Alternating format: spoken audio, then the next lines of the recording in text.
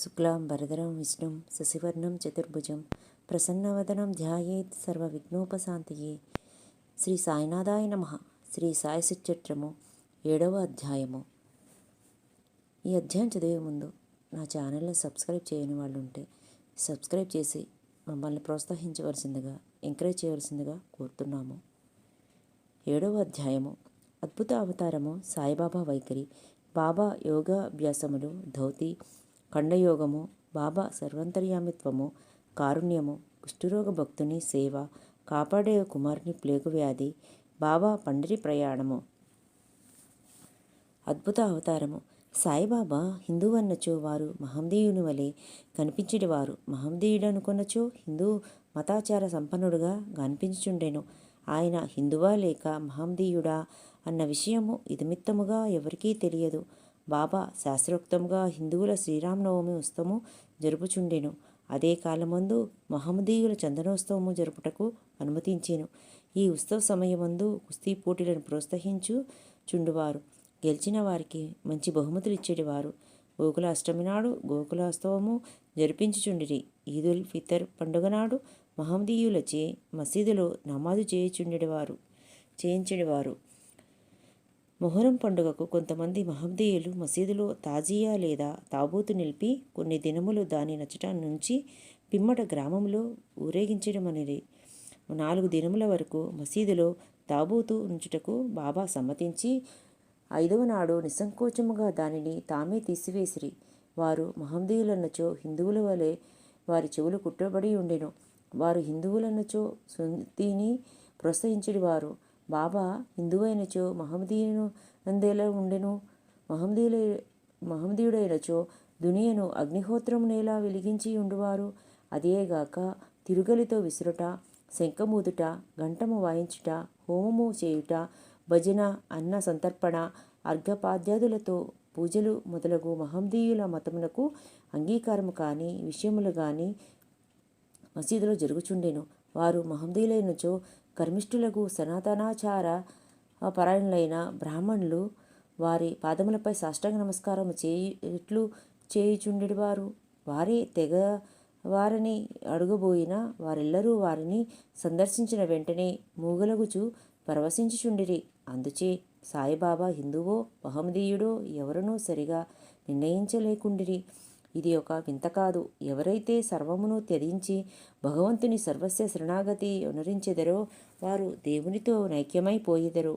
వారికి దేనితో సంబంధము గాని భేదభావము గాని ఉండదు. వారికి జాతి మతములతో ఎట్టి సంబంధము లేదు. సాయిబాబా అట్టివారు. వారికి జాతులందు వ్యక్తులందు భేదము కనిపించకుండెను. ఫకీర్లతో కలిసి బాబా మత్స్య మాంసములు భుజించుచుండెను. వారి భోజన పళ్ళెములో కుక్కలు మూతి పెట్టినను సణుగువారు కారు. శ్రీ సాయి అవతారము విశిష్టమైనది, అద్భుతమైనది. నా పూర్వ సుకృతముచే వారి పాదముల చెంత కూర్చుని భాగ్యము లభించినది. వారి సాంగత్యము లభించుట నా అదృష్టము. వారి సన్నిధిలో నాకు కలిగిన ఆనందోల్లాసములు చెప్పనలవి కానివి. సాయిబాబా నిజముగా శుద్ధానంద చైతన్యమూర్తులు. నేను వారి గొప్పతనమును విశిష్టతను పూర్తిగా వర్ణించలేను. ఎవరు వారి పాదములను నమ్మెదరో వారికి ఆత్మానుసంధానము కలుగును. సన్యాసులు, సాధకులు, ముముక్షువులు తదితరులు అనేక మంది సాయిబాబా వద్దకు వచ్చేటివారు. బాబా వారితో కలిసి నవ్వుచూ సంభాషించుచూ సంచరించుచున్నప్పటికీ వారి నాలుకపై అల్లా మాలిక్ అను మాట ఎప్పుడూ నాట్యమాడుచుండెడిది. వారికి వాద వివాదములు గాని చర్చలు గాని ఇష్టము లేదు. అప్పుడప్పుడు కోపము వహించినప్పటికీ వారెల్లప్పుడూ శాంతముగానూ సంయమముతోనూ ఉండేవారు. ఎల్లప్పుడూ పరిపూర్ణ వేదాంత తత్వమును బోధించుచుండువారు. ఆఖరు వరకు బాబా ఎవరో ఎవరికీ తెలియనే లేదు. వారు ప్రభువులను, భిక్షువులను ఒకే రీతిగా ఆదరించిరి. అందరి అంతరంగములందు గల రహస్యములన్నీ బాబా ఎరింగిడివారు.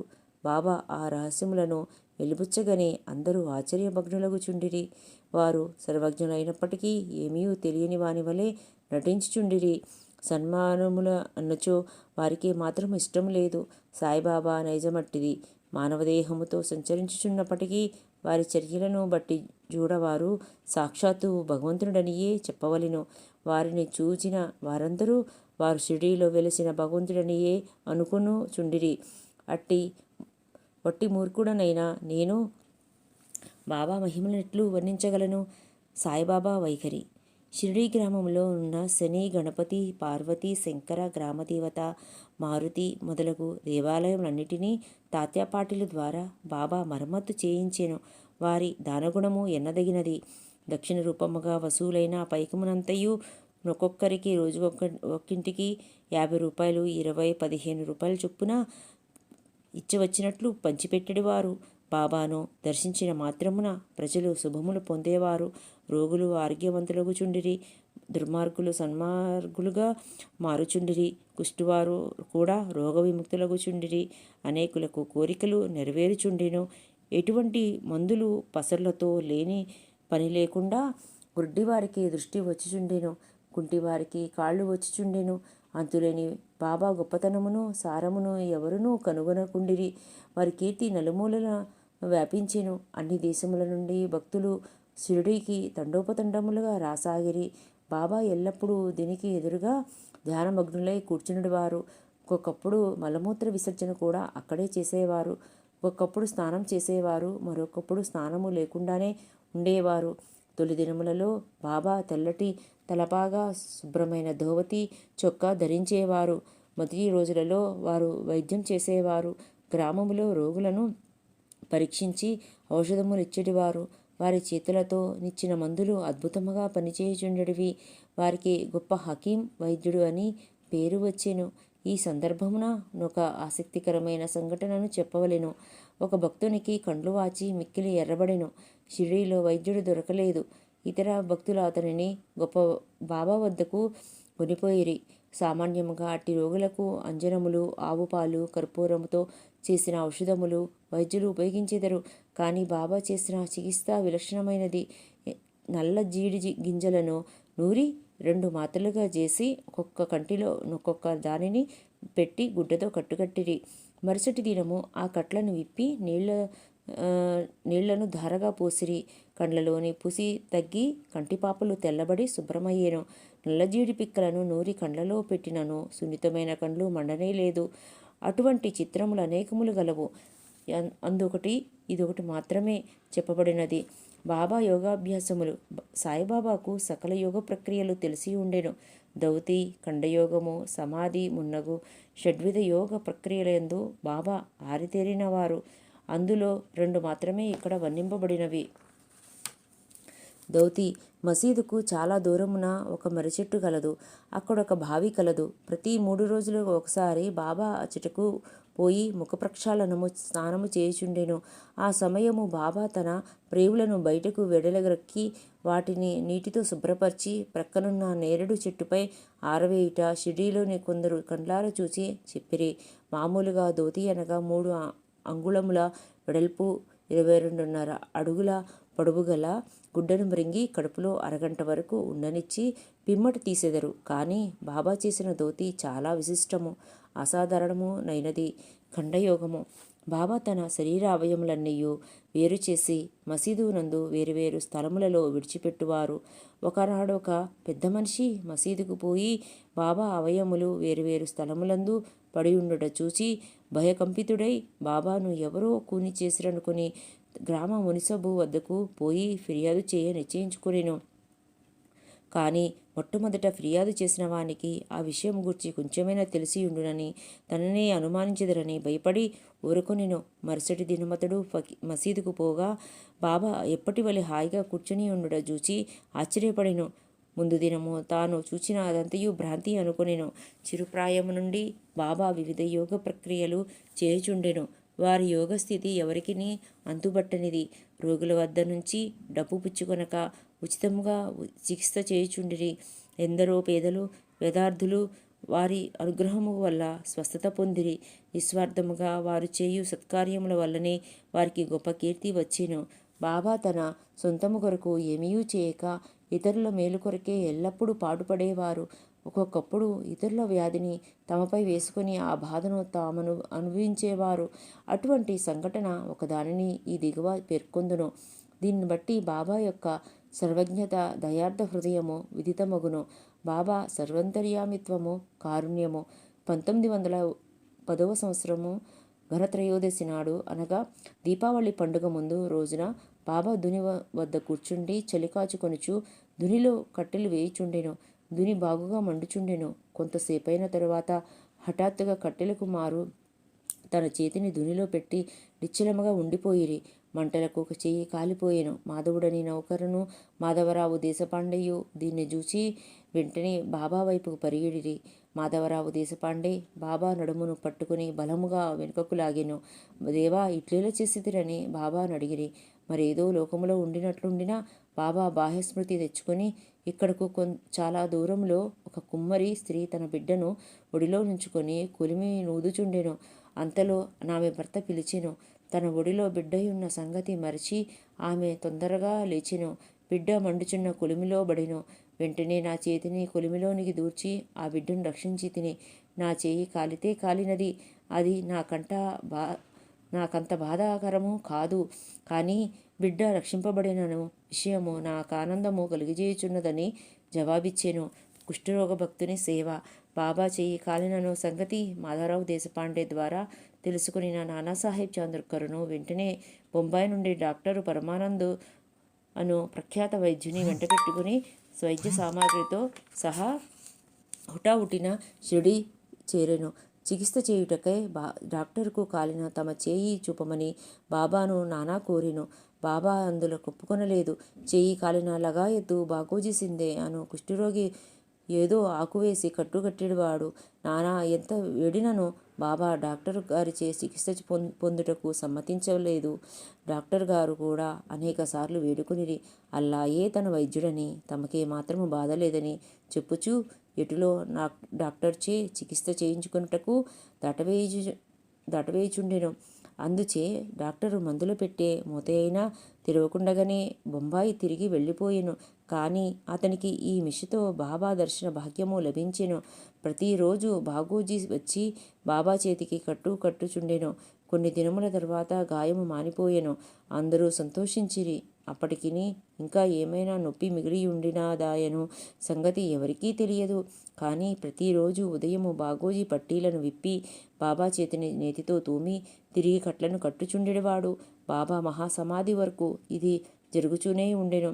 మహాసిద్ధపురుషుడైన బాబాకి ఇదంతయు నిజానికి అవసరము లేనప్పటికీ తన భక్తుడైన బాగోజీ ఎందుగల ప్రేమచే అతడు నడుచు ఉపాసనను గైకొనెను. బాబా లిండికి పోవునప్పుడు బాగోజీ బాబా తలపై గొడుగు పట్టుకుని వెంట నడిచేవాడు. ప్రతిరోజు ఉదయము బాబా దుని వద్ద కూర్చునగానే బాగోజీ తన సేవకార్యము మొదలెడివాడు. బాగోజీ గత జన్మయందు చేసిన పాప ఫలితముగా ఈ జన్మమున కుష్ఠరోగముచే బాధపడుచుండెను. వాని వ్రేళ్లు ఈడ్చుకుని పోయి ఉండెను. వాని శరీరమంతయు చీముకారుచు దుర్వాసన కొట్టుకుని చుండెను. బాహ్యమునకు అతడెంత దురదృష్టవంతుని వలె కనిపించుచున్నప్పటికీ అతడు మిక్కిలి అదృష్టశాలి, సంతోషి. ఎందుకనగా అతడు బాబా సేవకులందరిలో మొదటివాడు. బాబా సహవాసము పూర్తిగా అనుభవించినవాడు. కాపాడే కుమారుని ప్లేగు వ్యాధి. బాబా విచిత్ర లీలలో ఇంకొక దానిని వర్ణించేదను. అమరావతి నివాసియగు దాదాసాహెబ్ కాపాడే భార్య తన చిన్న కొడుకుతో కలిసి షిరిడీలో కొన్ని దినములుండెను. ఒకనాడు కాపాడే కుమారునికి తీవ్రజ్వరము వచ్చెను. అది ప్లేగు జ్వరము కింద మారెను. తల్లి మిక్కిలి భయపడెను. షిరిడీ విడిచి అమరావతి పోవాలనుకుని సాయంకాలము బాబా బుటీవాడ వద్దకు వచ్చినప్పుడు వారిని సెలవు నడుగబోయెను. గద్గద కంఠముతో తన చిన్న కొడుకు ప్లేగు పడియున్నాడని బాబాకు చెప్పెను. బాబా ఆమెతో దయతో మృదువుగా ఇట్లనెను. ప్రస్తుతము ఆకాశము మబ్బు పట్టియున్నది. కొద్దిసేపటిలో మబ్బులన్నీ చెదిరిపోయి ఆకాశము నిర్మలమగును. అట్లనుచు బాబా కఫ్నీని పైకెత్తి చంకలో కోడిగుడ్లంత పరిమాణము గల 4 ప్లేగు పొక్కులను చూపుచు, నా భక్తుల కొరకు నేనెట్లు బాధపడేదనో చూడుము. వారి కష్టములన్నీయు నావే. ఈ మహాద్భుత లీలను చూచిన జనులకు మహాత్ములు తమ భక్తుల బాధలు తామెట్లు స్వీకరింతురో అను విషయము స్పష్టమయ్యెను. మహాత్ముల మనస్సు మైనము కన్నా మెత్తనిది, వెన్నవలే మృదువైనది. వారు భక్తులను ప్రత్యుపకారమేమియూ ఆశించక ప్రేమించెదరు. భక్తులని తమ స్వజనులుగా భావించెదరు. బాబా పండరి ప్రయాణము. సాయిబాబా తన భక్తులనెట్లు ప్రేమించుచుండెనో వారి కోరికలను అవసరమునెట్లు గ్రహించుండెనో అను కథను చెప్పి ఈ అధ్యాయంను ముగించేదను. నానాసాహెబ్ చంద్రకరు బాబాకు గొప్ప భక్తుడు. అతడు ఖాందేశ్లోని నందూరు బారులో మమల్తాదారుగా నుండెను. అతనికి పండరీపురమునకు బదిలీ అయ్యెను. సాయిబాబా అందు అతనికి గల భక్తి అను ఫలమాన ఆనాటికి పండెను. పండరీపురమున భూలోక వైకుంఠమనిదరు. అట్టి స్థలమునకు బదిలీ అవుటచే నా అతడు గొప్ప వైద్యుడు. నానాసాహెబు వెంటనే పండరీపోయి ఉద్యోగములు ప్రవేశించవలసి ఉండెను. షిరిడీలో ఎవ్వరికీ ఉత్తరము రాయక హుటాహుటిన పండరికి ప్రయాణమయ్యేను. ముందుగా షిరిడీకి పోయి తన విఠోబాయగు బాబాను దర్శించి ఆ తరువాత పండరికి పోవాలనుకొనెను. నానాసాహెబు షిరిడీకి వచ్చే సంగతి ఎవరికీ తెలియలేదు. కానీ బాబా సర్వజ్ఞుడు అగుటచే గ్రహించెను. నానాసాహెబు నీమ్గాం చేరుసరికి షిరిడీ మసీదులో కలకలము రేగెను. బాబా మసీదులో కూర్చుండి మహల్సాపతి అప్పా సిందే కాశీరాములతో మాట్లాడుచుండెను. హఠాత్తుగా బాబా వారితో నిట్లనియెను, మన నలుగురము కలిసి భజన చేసేదము. పండరి ద్వారములు తెరిచినారు కనుక ఆనందముగా పాడెదము లెండు. అందరూ కలిసి పాడదొడంగిరి. ఆ పాట యొక్క భావమేమనా, నేను పండరీ పోవలెను, నేనక్కడనే నివసించవలెను, ఎందుకనగా అదియే నా ప్రభువు యొక్క ధామము. అట్లు బాబా పాడుచుండెను. భక్తులందరూ బాబాను అనుకరించిరి. కొద్దిసేపటికి నానాసాహెబ్ కుటుంబ సమేతముగా వచ్చి బాబా పాదములకు సాష్టాంగ నమస్కారం చేసి తనకు పండరీపురము బదిలీ అయినదని, బాబా కూడా వారితో పండరీపురము వచ్చి అక్కడ ఉండవలసినదని వేడుకొనెను. అటులా బ్రతిమాలుటకు అవసరము లేకుండెను. ఏలన బాబా అప్పటికే పండరీ పోవలెను, అచ్చట ఉండవలెనను భావమును వెలిబుచ్చుచుండెనని తక్కిన భక్తులు చెప్పిరి. ఇది విని నానా మనసు కరిగి బాబా పాదములపై బడెను. బాబా యొక్క ఊది ప్రసాదమును ఆశీర్వాదమును అనుజ్ఞను పొంది నానాసాహెబు పండరీకి పోయెను. ఇట్టి బాబా లీలల కంతులేదు. 7వ అధ్యాయం సంపూర్ణము. సద్గురు శ్రీ సాయినాథర్పణమస్తు. శుభం భవ.